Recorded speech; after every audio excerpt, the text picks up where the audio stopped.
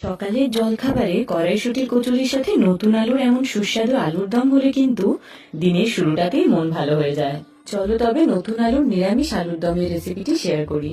যেহেতু নতুন আলু তাই প্রথমেই সেদ্ধ করে লাল লাল করে ভেজে নেব।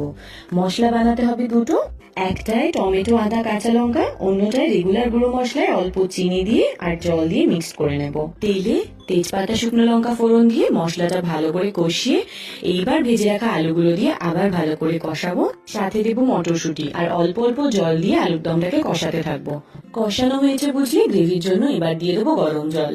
এইবার আমাদের একটা স্পেশাল ভাজা মশলা তৈরি করে নেব, যাতে থাকবে জিরে, ধনে, এলাচ, শুকনো লঙ্কা, মৌরি।